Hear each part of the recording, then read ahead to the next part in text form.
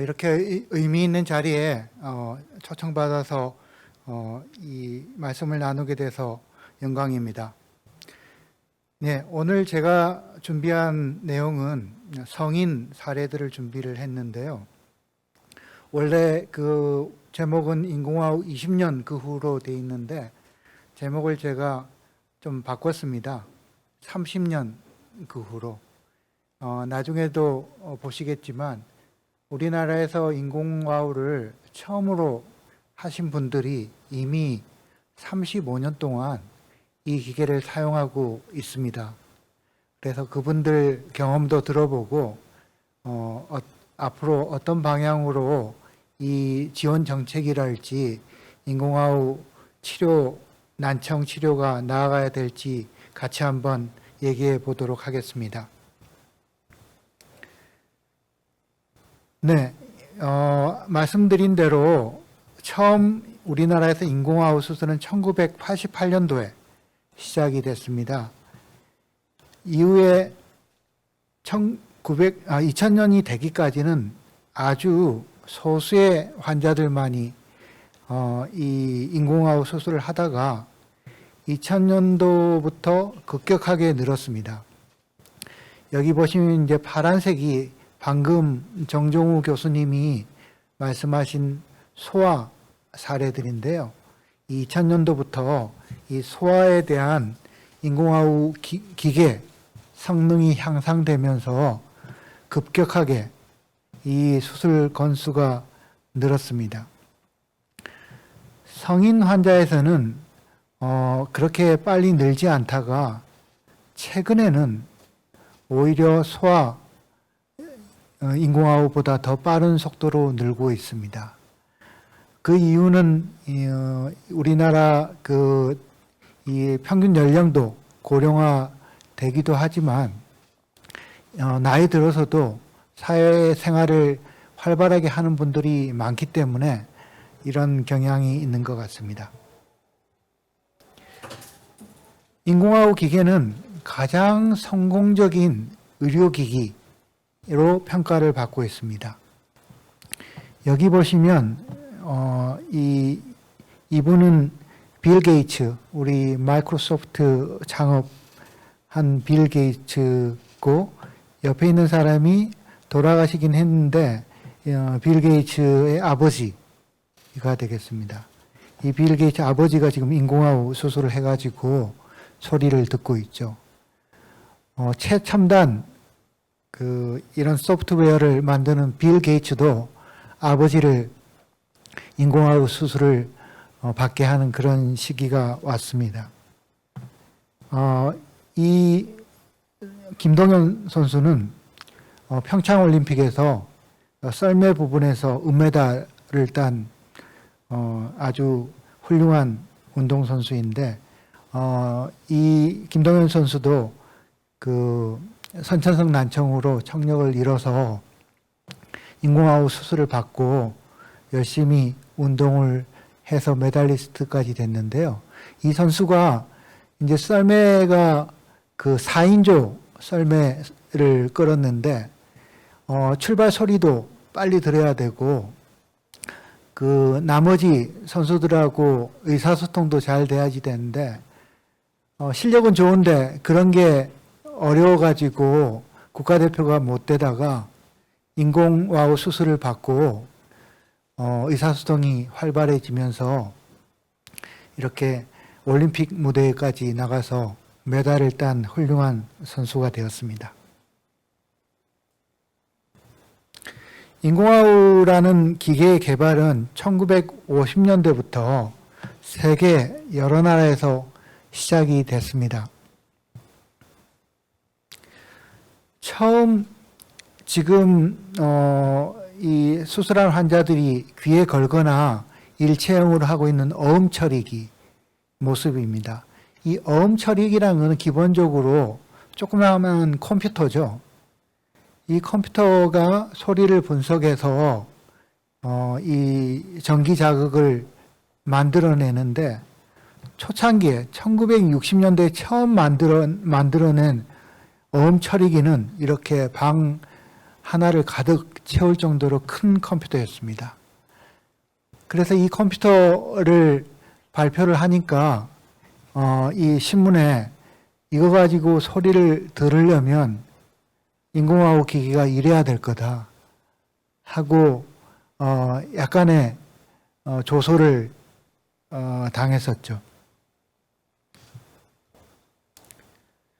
그럼에도 불구하고 인공화학 기계를 위한 그 노력은 계속됐고 이게 3M이라는 회사에서 만든 최초의 사람 몸에 들어가는 인공화학 기계였습니다. 이렇게 수술이 시행될 때도 많은 학자들은 인공화학은 이론적으로 불가능하다. 가장 큰 이유는 이 유명한 생리학자가 얘기한 것처럼 우리 몸에 청신경은 2만 개가 넘는데 어떻게 많아봤자 20개 정도의 전극으로 말을 이해할 수 있게 하겠느냐. 이렇게 아주 부정적인 의견들이 대다수였습니다. 하지만 1978년도에 처음으로 아까 보여드린 그런 단 채널이 아니라 다채널 인공화학 수술이 호주에서 시행되고 나서 아주 생각보다 이 난청 환자들이 소리를 잘 듣는 것을 알게 되었습니다. 그래서 1985년도에 미국 시약청의 허가도 받게 되었지만 여전히 1900년대까지만 해도 아까 제가 도표에서 보여드린 것처럼 인공화학 수술을 시행한 환자들이 많지 않았고 이렇게 인공화학 관련된 사케가 있으면 밖에서 인공화학 수술을 금지해 달라라는 그런 시위도 하고 그랬었습니다. 그만큼 이제 인공화학 기기의 성능이 아직 모자랐던 거죠. 그러다가 우리나라에서는 올림픽이 열리던 한창이던 1988년 10월 달에 처음으로 우리나라에서 인공화학 이식술이 시행이 됐습니다. 여기 계시는 두 분, 김인환 교수님과 김종선 교수님이 아주 발빠르게 이 기계를 우리나라에 도입해서 인공화학 수술을 처음 시행하게 됩니다. 바로 그 처음으로 우리나라에서 인공화학 수술을 받으신 분이 이분이십니다. 최근에 제 외래로 와서 그 같이 여러 가지 그 인공화학 기계에 대한 평가도 하고 제 수술에 대해서도 논의를 했는데 이분이 35살 때 돌발성 난청이 양쪽 귀에 와서 갑자기 소리를 못 듣게 돼서 인공화학 수술을 받게 됐죠. 이제 35년이 지나서 70이 넘은 노년이 되었지만 여태 지금도 인공화학 기계를 쓰고 있습니다. 당시의 수술 기록입니다. 예, 그때는 이제 여기 보시면 22개짜리 인공화학 기계를 썼는데 요새는 이제 인공화학 기기가 더 정밀해졌죠. 수술 결과를 보고한 그 논문인데요. 여기 보시면 당시에 이제 제가 속했던 연세대학교 이비인후과 교수님들이 여기 이름이 쭉 나오는데 왜 나오냐 하면 당시에 인공화학 기계가 지금하고 비슷하게 2만 불이었습니다.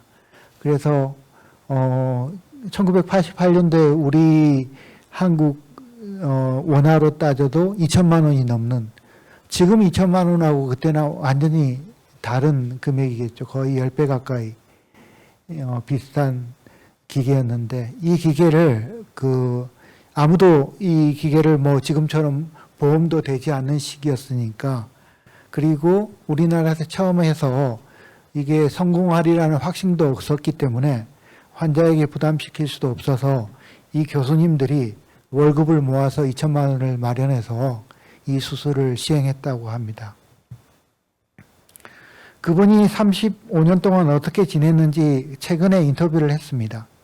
한번 들어보시죠. 치료를 하러 이걸 치료하러 미국 갔어요. 86년도에 86년도에 미국 가서 한 1년 정도 그 치료를 받았는데 이게 신경 전달 그 저기도 좋고 그래서 치료 가능하고 있으니까 한번 치료를 해봅시다. 그래고 치료를 하다가 한 6개월 정도 뭐 일주일에 한 번씩 매일 가는 게 아니라 이런 정도로 치료하다가 치료가 안 되겠다. 대신 그때 당시에 내 그 병원에서 이거 와우 이 저기를 이제 이 수술 한번 해볼까 어떻게 하느냐 의사한테 권고를 받았었는데 내가 갑자기 미국서 그 수술을 받고 뭐 그럴 수 있는 소리 하니까 내가 별로 생각이 없다 그러니까 그 이 수술에서 생활하는 사람들을 이렇게 만나게 해두고 뭐 이렇게 하더라고. 그래서 나름대로 아 괜찮겠다. 하지만 내가 수술하더라도 한국에 가서 뭐 가족들하고 다 상의해서 와서 수술을 받겠다 그러고 그 수술을 안 받았어요. 수술 안 받고 그냥 한국으로 왔어요. 이 이후에 여기 세브란스에서 이 인공와우 수술을 계획하고 있다. 수술 과정이 별로 기억나는 게 하도 오래돼서 그래서 수술하고 나서 한참 동안 매핑도 하고 뭐 저기 하고 와서 하다가 훈련 과정을 거쳐서 지금까지 생활해왔고 처음에 수술을 받을 적에는 내가 기대가 좀 더 많았었어요. 그러는데 하고 나니까 이제 처음에는 실망을 좀 했었는데 나는 기 한 33 중반까지는 정상적인 생활을 했잖아요. 그러니까 이 말이라든지 또 뭐 모든 것이 다 기억 있는 상태에서 이게 소리가 들리니까 좀 이해가 다른 사람한테는 좀 빨리빨리 난 이해가 되더라고. 그런데 그때 나하고 뭐 두 번째, 세 번째 이렇게 이제 수술을 받은 사람이 있잖아요. 그 사람들도 월등히 그 말을 하는 소리를 이해하는 정도가 아닌 나는 빨리 그 저가 됐었죠. 뭐 한 80 내지 90% 정도는 마스크 벗고 입 모양 보면은 뭐 대화를 뭐 하고 그래요. 그런데 이제 이렇게 조용한 데서는 더 잘 듣고 또 소리가 주위에 잡음이 많으면 좀 못 알아듣고 또 두 사람 이상 몇 사람이 같이 이렇게 뭐 회의 같이 뭐 이렇게 얘기하면은 잘 못 알아듣고 1대1 이렇게 하면은 잘 많이 소화를 하고 처음에 첫 대화자 중에서 남자들보다 여자들하고 대화를 하면은 더 잘 알아듣고 그리고 가장 그 잘 못 알아듣는 것은 사람 이름 그다음에 지역 이름 이런 것들은 뭐가 연관되는 것이기 때문에 그런 것은 잘 저기하고 지역 이름이나 모든 것에서 처음에 이야기가 잘 못 알아도 첫 문장만 알려주면은 그 다음부터 대화가 또 수월해지고 그래요. 그러니까 지금도 내가 그 교수님하고도 이 마스크만 벗으면은 뭐 웬만한 대화는 다 그냥 할 수 있지 않나. 아주 절망적이었잖아. 왜냐하면 일상생활을 할 수 없으니까. 그러는데 인공와우 수술을 받고는 뭐 불편은 하지만은 그냥 일상생활 그걸 할 수 있다라는 거 하고 또 한 가지는 처음에 내가 느껴서 내가 위험으로부터 내 생명을 지키는데 큰 도움이 되겠다. 왜냐면 뒤에서든 앞에든 일단 소리가 들리니까. 그래서 내가 그 뒤에 이제 병원에 다니면서 또 이 환우들 만나고 그래서 그 사람들이 망설이고 그럴 적에 내가 뭐라고 항상 이야기했냐면은 다른 거 다 떠나서 생명을 구할 수 있다라는 것만 한 가지만 가지고도 이 수술을 나는 권장한다 내가 그렇게 얘기를 했거든. 네, 이분은 이렇게 지내셨는데 이 지난주에 이 기계를 빼고 새 인공화우 기계를 넣게 되었습니다. 그래서 제가 수술을 했는데 이게 이제 이분이 35년 동안 쓰던 기계입니다. 아까도 말씀했듯이 그 대화는 가능하지만 최근에 나온 기계들에 비해서는 성능이 아주 떨어져서 더 이상은 이 기계 가지고 22채널 가지고는 바깥에 어음 처리기를 최신 것으로 사용할 수 없게 되었기 때문에 이분은 그 새로운 어음 처리기를 사용하기 위해서 인공아웃 수술을 새로 하시게 되었습니다. 그래서 이분이 처음에 쓰시던 어음 처리기고 이번에 이제 수술하시게 되면 요 일체형 어음 처리기를 사용하시게 되겠습니다. 이처럼 이분이 이제 처음 수술한 분이고 나머지 1988년도, 89년도에 했던 10분을 저희가 이번에 조사를 해보니까 10분 중에서 8분이 연락이 됐습니다. 그래서 이 연락이 안 된 2분 중에 1분은 돌아가셨고 그래서 9분 중에 8분이 현재도 기계를 잘 사용하고 계시고 보면은 문장 이해도가 입모양을 안 보고 어떤 분은 4%이기도 하고 어떤 분은 80%가 넘기도 합니다. 그런데 여기서 보시면 그 대부분이 어음 처리기를 중간에 한 번씩 교체를 했거나 아니면 반대쪽 수술을 했거나 내부 장치를 아까 그분처럼 교환을 하거나 그래서 이 기계를 쭉 30년 이상 사용을 했지만은 이제는 이제 이 기계가 워낙 최근 꽤 좋아져서 바꿔야 되는 시점에 오게 된 것 같습니다. 또 한 분만 그 인터뷰 내용을 소개하고 마치도록 하겠습니다. 이분은 이 채널 A라는 TV 방송국의 기자인데, 정치부 기자인데, 이분이 이제 원래 그 혈액암을 한 5년 전에 알아가지고 그 2번 정도 재발을 해서 혈액암 치료를 받고 완치를 한 다음에 2년 전에 갑자기 양쪽 귀에 급성 중이염이 생겨서 돌발성 난청으로 청력을 잃게 돼서 인공아웃 수술을 받으신 분입니다. 이분이 최근에 책을 한 권 저술했는데 제목이 다시 말해 줄래요. 우리 이제 난청 환자들이 주로 하는 얘기죠. 그래서 이 책을 기술하면서 자기가 정상 청력인으로 살다가 갑자기 청력을 잃고 알게 된 이 난청인에 대한 차별, 개선해야 될 점을 쭉 이 책에서 썼는데 이분 내용을 한번 들어보시면 좋을 것 같습니다. 말씀드린 것처럼 3번 재발하면서 많은 항암 치료 그리고 그 치료 과정 중에서 뭐 생과 사를 오가는 순간도 있었습니다. 하지만 항암 치료는 단지 제가 몸이 아팠다는 고통의 순간이 있었고 병원을 벗어나지 못한다 이런 답답함이 있었을 뿐인데요. 하지만 청력을 잃었을 때는 우리 사회에서 청력을 잃은 사람은 어떤 고립되어 있다, 부적격자라는 어떤 낙인을 받는다는 느낌을 상당히 많이 받았습니다.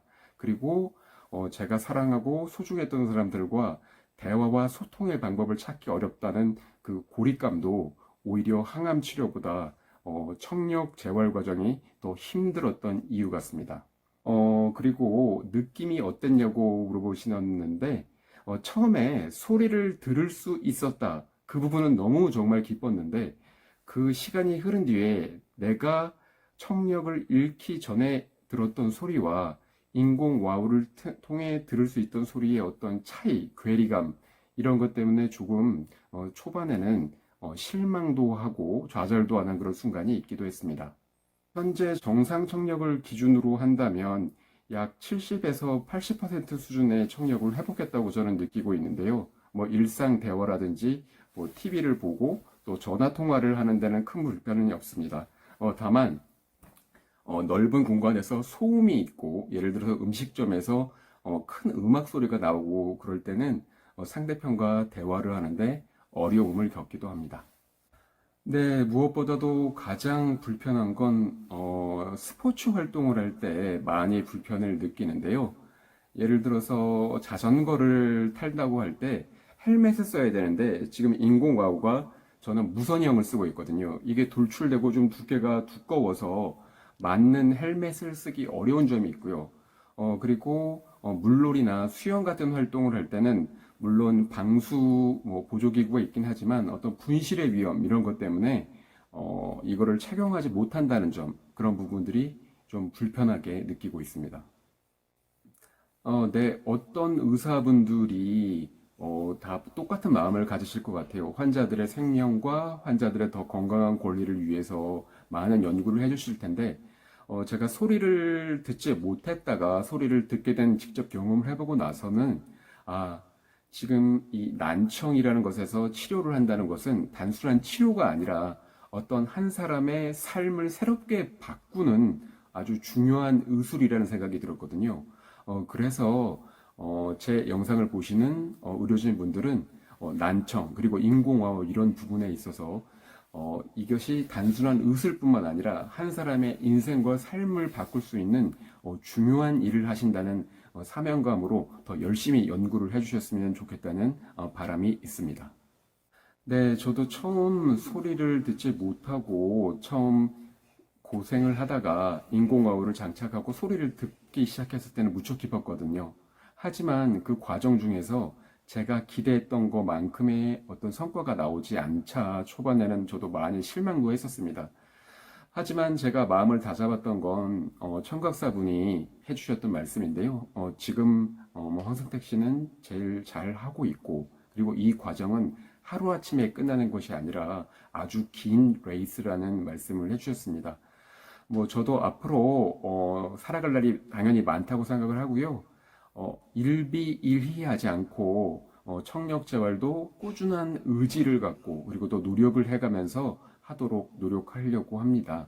그래서 저와 같이 인공화호를 착용하고 조금 초반 적응에 어려움을 겪으시는 분들도 같이 열심히 노력한다는 자세, 이게 하루아침에 끝나는 게 아니라 정말 긴 마라톤과 같은 장기 레이스라는 점을 꼭 기억하시고 같이 노력했으면 좋겠습니다.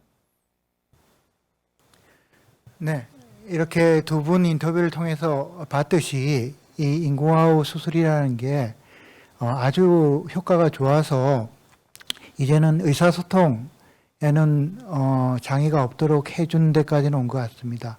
하지만 아직도 연구해야 될 부분이 많고 환자분들이 실제 생활에서 정말 힘들어하는 부분이 많기 때문에 이 기계도 더 좋은 게 나와야 될 것 같고 또 여러 가지 지원 정책이라든지 이런 제도적인 지원이 조금 더 마련돼야 되지 않을까 생각합니다. 감사합니다.